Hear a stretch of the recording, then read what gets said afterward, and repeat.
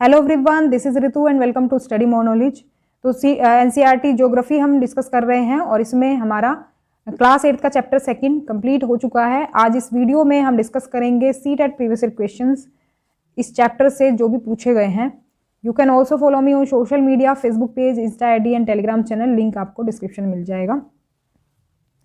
Question है पहला इस चैप्टर से कि भूमि उपयोग के संदर्भ में ए और बी कथनों पर विचार करें, सही उत्तर का चयन करें।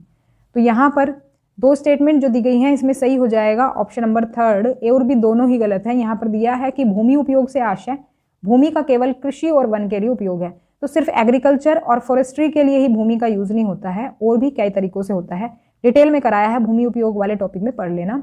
भूमि उपयोग मुख्यतः अपनी स्थलाकृति के द्वारा निर्धारित होता है, तो ये भी यहाँ पर गलत दिया है। सिर्फ स्थलाकृति से नहीं बल्कि कई और चीज़ें होती हैं, कई और फैक्टर्स होते हैं भूमि उपयोग के, मानवीय और भौतिक।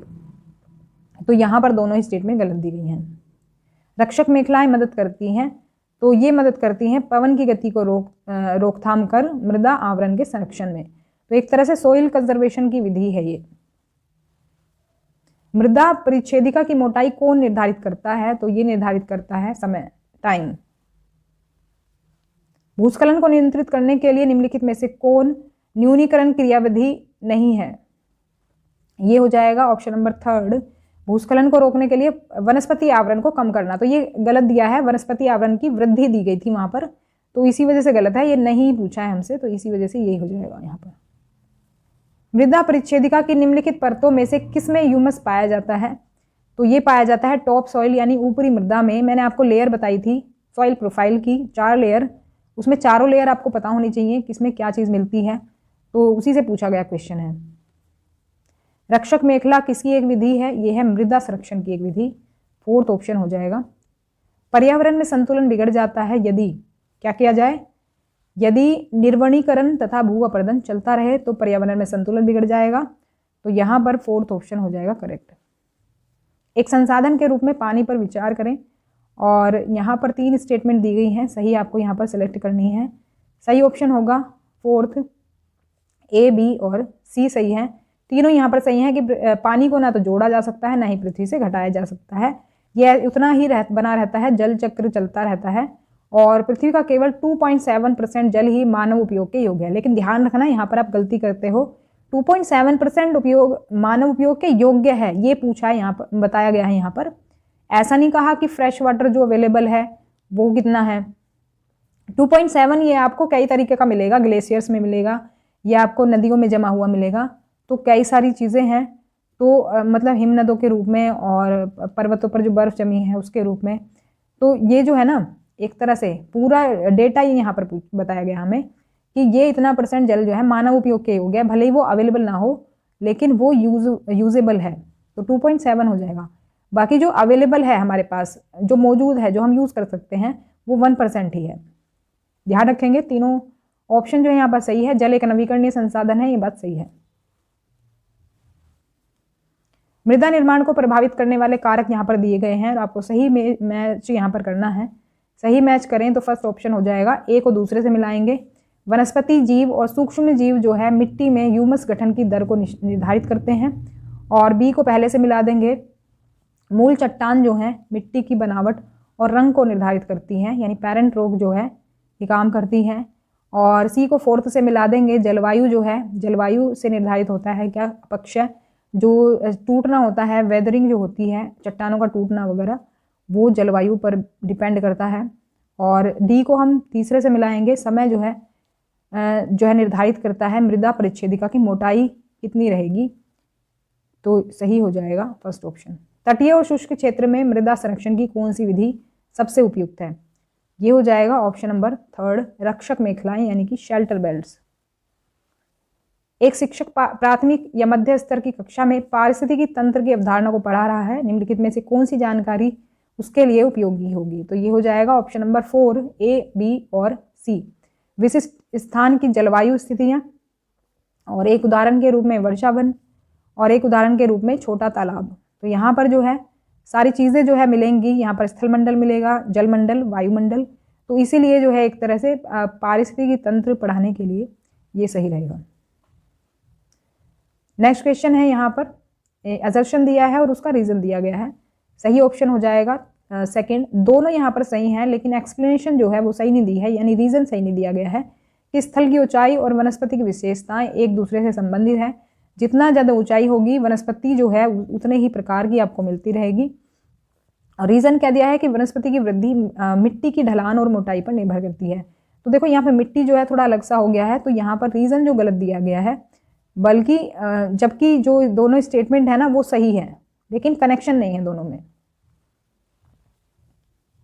निम्नलिखित को पढ़िए और मृदा संरक्षण की सही विधियों का चयन कीजिए। तो यहाँ पर मृदा संरक्षण की जो विधियां हैं वो हो जाएंगी बी, सी और डी। मल्चिंग, कंटूर बैरियर और शेल्टर बेल्ट्स। बाकी जो फर्स्ट ऑप्शन है इसमें दिया है रासायनिक उर्वरकों का अति प्रयोग, तो इससे मृदा संरक्षण थोड़ी ना होगा, मृदा जो है एक तरह से खराब होगी। नेक्स्ट क्वेश्चन में असर्शन और रीजन दिया है। सही ऑप्शन की बात करूं तो ये हो जाएगा ऑप्शन नंबर 1। दोनों यहाँ पर सही हैं और रीजन भी सही दिया गया है कि सभी जानवर पारिस्थितिकी तंत्र में संतुलन बनाए रखने के लिए अनिवार्य हैं और जीव मंडल में जीव एक दूसरे से परस्पर जुड़े हुए हैं और एक दूसरे पर निर्भर हैं। तो ये भी बात सही है, सभी जानवर जो है ज़रूरी हैं और एक भी अगर प्रजाति विलुप्त हो जाती है तो उससे पर्यावरण असंतुलित हो जाता है। नेक्स्ट क्वेश्चन है, ये सॉइल से रिलेटेड है। सही ऑप्शन यहाँ पर हो जाएगा first, a is true, b is false. पहला जो है मिट्टी पृथ्वी पर पाए जाने वाले कार्बनिक पदार्थों, खनिजों और अपक्षित चट्टानों से बनी है, तो ये बात सही है।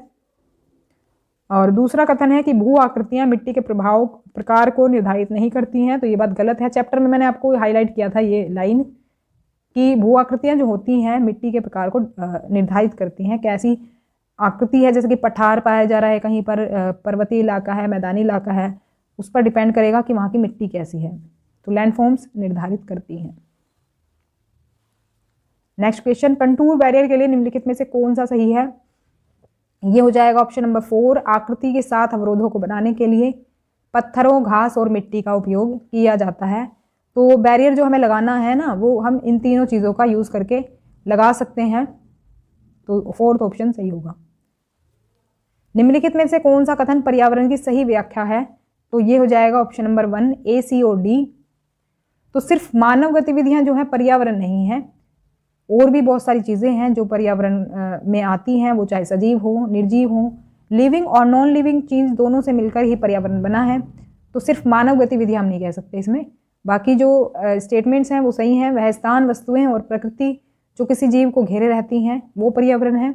पृथ्वी पर मौजूद जैविक और अजैविक दोनों स्थितियां और प्राकृतिक और मानव निर्मित परिघटनाओं का संयोजन, तो ये भी सही है यहाँ पर। स्वच्छ और पर्याप्त जल स्रोतों तक पहुंच आज दुनिया की एक बड़ी समस्या है। जल संरक्षण के लिए निम्नलिखित में से विधियों का चयन कीजिए। तो जल संरक्षण हम कर सकते हैं बहुत सारी चीज़ों से। थर्ड ऑप्शन करेक्ट हो जाएगा, ए, बी और डी। सिंचाई नहरों को ठीक से बिछाना जिससे कि जल रिसाव ना हो, लीक ना हो पानी, और स्प्रिंकलर ड्रिप सिंचाई का यूज़ कर सकते हैं जिससे पौधों की जड़ों तक ही पानी पहुँचाएं, बाकी जगह में वेस्ट ना हो। गहरे कुएं खोदना ये नहीं है जल संरक्षण की विधि। और जल संचयन हम कर सकते हैं, जैसे कि भाई हम बारिश का पानी हम संचित कर सकते हैं। तीन ये ऑप्शन हो जाएंगे यहाँ पर।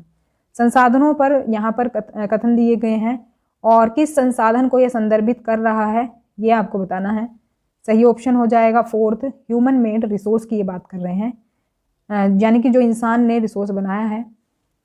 तो प्राकृतिक पदार्थ तभी संसाधन बनते हैं जब उनका मूल रूप बदल जाता है, और ये मूल रूप बदलता कौन है? ह्यूमन बदलता है, तो ह्यूमन मेड रिसोर्स में आएगा ये। प्रौद्योगिकी इस संसाधन का एक उदाहरण है, साथ ही संसाधन के अधिक उत्पादन के लिए महत्वपूर्ण कारक भी है। जो टेक्नोलॉजी है वो भी एक एग्जाम्पल है ह्यूमन मेड रिसोर्स का। साथ ही साथ टेक्नोलॉजी की वजह से जो संसाधन है उनके अधिक उत्पादन भी हम कर पा रहे हैं।